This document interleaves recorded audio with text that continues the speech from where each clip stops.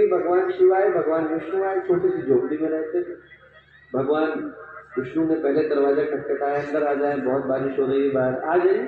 तुकाराम बोले आ जाइए, पर हमारी झोपड़ी छोटी, इसमें एक व्यक्ति लेट सकता है, दो बैठ सकते हैं, आपको बैठने में तकलीफ नहीं हो तो अंदर आ जाइए।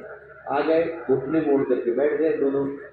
2-3 घंटे निकले, भगवान शिव आए, अंदर आ जाए, आ जाइए, पर हमारी झोपड़ी छोटी है, इसमें एक व्यक्ति लेट सकता है, दो बैठ सकते हैं, 3 खड़े हो सकते हैं, आपको खड़े होने में तकलीफ नहीं हो तो अंदर आ जाइए।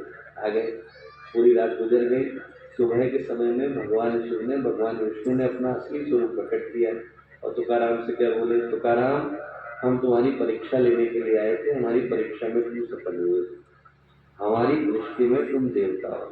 तुकाराम बोले साहब मैं कैसा देवता, मेरी तो झोपड़ी बहुत छोटी है।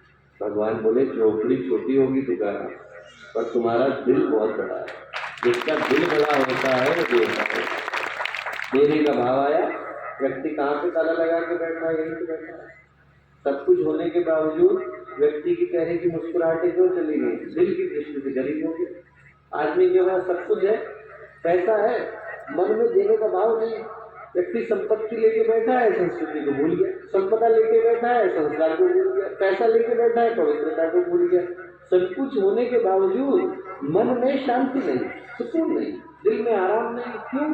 क्योंकि व्यक्ति वो करना भूल गया जिसके लिए इंसान का जीवन मिला।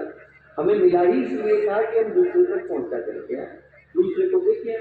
और नहीं होता तो क्या होता है, घर के संस्कार, घर का प्यार सब चला जाता है। एक बच्चे की कहानी आती है, बच्चा था चोरी कर रहा था, टीचर ने देख लिया, टीचर उसको, बड़े अधिकारी का लड़का था, उन्होंने कहा यहाँ कुछ बोलना ठीक नहीं है। घर लेकर के गए, घर में जाकर के उन्होंने पिता से कहा कि आपका लड़का चोरी कर रहा था। पिता ने एक लपड़ लगाया, दिल्ली में ऑफिस से इतनी अच्छी अच्छी चीजें उठा के लाता हूँ, तब भी तो चोरी करता है। तो टीचर ने हाथ जोड़ लिए, मेरे साथ गलती हो गई, मैं तो ये सोच करके आया था कि बच्चा भाव के कारण चोरी करता है, यहाँ आकर के देख रहा हूँ कि तो स्वभाव के कारण चोरी करता है। व्यक्ति के जीवन को हमने ऐसा बना दिया जहाँ पर व्यक्ति सब कुछ होने के बावजूद संस्कारों को भूल के बैठा है, बांटने के भाव को भूल के बैठा है। आज के दिन क्या याद दिलाने के लिए आया, याद दिलाने के लिए आया कि मनुष्य का जीवन देवता बनने के लिए मिला। गुरुदेव ने गायत्री परिवार देवताओं के लिए बनाया, आप लोगों को यहाँ देवता बनने के लिए बुलाया गया। देवता बनता कौन? बांटने का भाव आ गया। आप यहाँ से उठना तो आप क्या सोचना, आपको गिफ्ट में क्या मिला, यज्ञशाला मिली, यज्ञशाला आपके साथ साथ जा रही है। आप जहाँ जा रहे हैं वहाँ पर भगवान पीछे पीछे परीक्षा लेने के लिए आ रहे हैं कि यज्ञ का भाव है, देने का भाव है, आपके अंदर आया कि नहीं। जिसके अंदर आ गया वो देवता बन जाता है, जिसके अंदर बांटने का भाव आया देवता बन जाता है, जिसके अंदर साझा करने का भाव आया देवता बन जाता है। भगवान गीता में कहते हैं यज्ञान भवन्ति भूतानि पर्जन्य बंध संभव, यज्ञान भवन्ति पर्जन्य यज्ञ कर्म समुद्र। अर्जुन, यज्ञशाला में यज्ञ नहीं हो रहा है, पूरी दुनिया में हो रहा है। नदी बह रही है, एक के लिए नहीं बह रही, सबके लिए बह रही है। बादल निकल रहे हैं, एक के लिए नहीं निकल रहे, सबके लिए निकल रहे। बरस रहे हैं, एक के लिए बरस रहे, सबके लिए बरस रहे। सूरज उगा हुआ है, सबके लिए उगा हुआ है। हवाएं बह रही हैं, सबके लिए बह रही है। धरती अन्न दे रही है, सबके लिए दे रही है। तू भी यही कर, जब तू ये करता है तो तेरे जीवन में यज्ञ आता है। जहाँ पर हमें जो मिला वो हम बांटने के लिए निकल जाते हैं। प्रतिभा मिली, धन मिला, संपदा मिली, हमने कहा समाज का हमारे को मिल गया, हम थोड़े समय के लिए इसके अधिकारी थे, जिसका था उसको लौटाया। हर व्यक्ति के अंदर, आपके अंदर ईश्वर है, परमात्मा है, कण कण में, अंश में, हर व्यक्ति के अंदर के भगवान को हमने बांटा, हमारी जिम्मेवारी खत्म। क्यों कि क्यों दर दीनी से चली है। इसीलिए हमारे यज्ञ जो था वो अंतिम समय तक चलता था। अंतिम संस्कार होता था तो जब शव यात्रा पर शव को रखते थे तो क्या कहते थे, चक्षुर यज्ञेन कल्पताम, आहुर यज्ञेन कल्पताम, बाहुर यज्ञेन कल्पताम।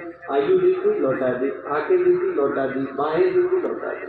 हमारा कुछ था नहीं, आपको दे दिया, जो आपने दिया वो आपको लौटाया। आपको यहाँ से हम लोग 2 पहाड़ देकर के भेज रहे हैं। पहला देवता बना करके भेज रहे हैं। आप लोग जब यहाँ से जा रहे हैं तो यज्ञशाला आपके साथ जा रही है। यज्ञशाला मतलब भगवान की परीक्षाशाला।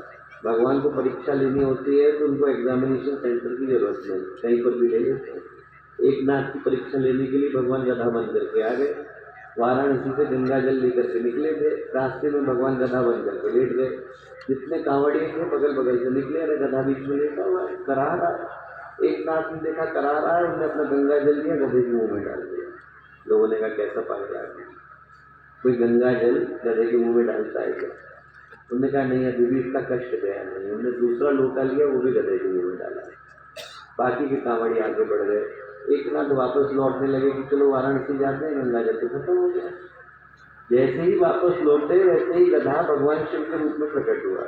कहीं जाने की जरूरत नहीं, रामेश्वरम तुम्हारा गंगा जल लेने के लिए यहीं आ गए। वो जो रामेश्वरम है वो हमारे साथ घूम रहा है, हमारे भगवान कण कण में घूम रहे हैं। कोई व्यक्ति दुखी दिखे हमारा भगवान है, कोई व्यक्ति कष्ट में दिखे हमारा भगवान है, कोई व्यक्ति तकलीफ में दिखे हमारा भगवान है। उसके कष्ट को दूर करने का जो मंत्र है वही गायत्री का मंत्र है। गायत्री मंत्र यही बताता है कि जितने लोग कष्ट में, दुख में, तकलीफ में, उन सबके दुख को दूर करने वाला हम बन गया। और क्या कहता है गायत्री मंत्र, और क्या कहता है आज का आंसर? ये कहता है दोस्तों कि आप लोग यहाँ पर जितना सामान लेकर के आए थे वो सारा का सारा सामान आप वापस लेकर के जाना। आपकी गाड़ी की चाबी मत भूलना, आपका बटुआ मत भूलना, आपका पैसा मत भूलना, आपकी घर की चाबी मत भूलना। सिर्फ आपकी जीवन की समस्याओं को, परेशानियों को, दुख को, तकलीफों को यही भूल जाना। उनकी रक्षा करने का दायित्व हमारा है। आप लोग जो भी परेशानियां लेकर के आए उनको आप यही यज्ञ कुंड को सौंप करके जाना, और जब यहाँ से वापस लौटना तो अपने चेहरे पर मुस्कुराहट, मन में खुशी लेकर के लौटना। वो जितनी चीजें थी वो हमने यही सौंप दी। आपके घर का प्यार चला गया, लौटे। आपके चेहरे की खुशी चली गई है, लौटे। आपके जीवन की मुस्कुराहट चली गई, लौटे। हम तो गुरुदेव से, माता जी से यही प्रार्थना करेंगे कि जीवन के जितने कष्ट हो, संकट हो, आप में से